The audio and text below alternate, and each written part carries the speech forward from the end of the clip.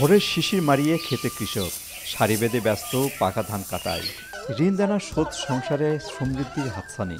নতুন ধানের আটায় আয়োজন পিঠাপুলির। কৃষকের কাছ থেকে টানে টানে যেন সেই স্বপ্ন বননের গল্প।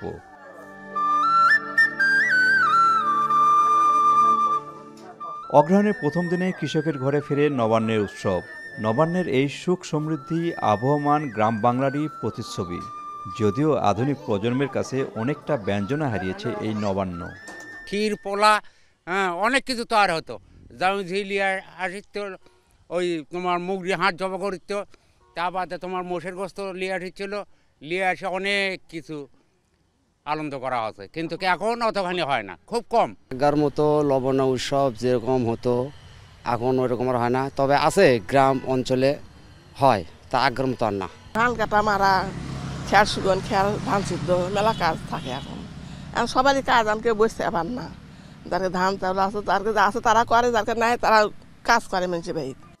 আধুনিকতার ছোঁয়ায় কৃষিও এখন বেশ সমৃদ্ধ। বছরে প্রায় সব সময় মাঠে তুলে সোনালী ধান। চলে উৎপাদন, সংরক্ষণ ও বেচা বিক্রির যজ্ঞ। এ অবস্থায় অগ্রহায়ণের আগমনে আলাদা করে মনে রাখে কজন? নবান্নও তাই পায় না বাড়তি ব্যঞ্জনা। অনেকে খোঁজও রাখে না বাংলার মাসের নাম তারিখ।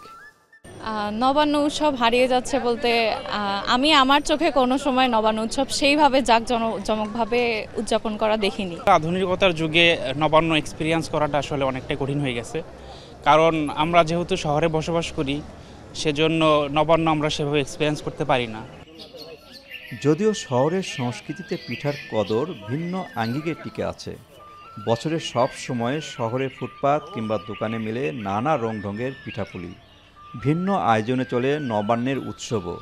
বর্তমানে সেই সংস্কৃতি অনেকটা বিলুপ্তপ্রায় এই জন্যেই গ্রামের অনেক মানুষই আজকে শহরে চলে আসছে, এই একটা বিষয়। আর একটা বিষয় হলো গ্রামে শুধু একটি ফসল আর নেই। আধুনিক যুগে শুধু আমন ধান নয়, নানা ধরনের ফসল এখন উৎপাদন হচ্ছে। শহরের মানুষও কিন্তু সেটার আমেজ কিছুটা উপভোগ করছে। শহরেও আজকে দেখবেন পিঠা পুলি, পায়েস ইত্যাদি একদম ফুটপাত থেকে শুরু করে অভিজাত জায়গা পর্যন্ত বিক্রি হচ্ছে।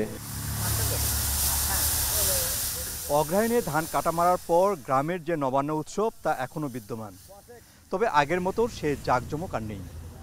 কৃষকের কাছে নবান্ন মানে একটি দিন নয়, গ্রামীণ ঐতিহ্য, স্মৃতি এবং সুখ দুঃখ ভাগাভাগির গল্প। বগুড়া থেকে মাজিদুর রহমান, এখন।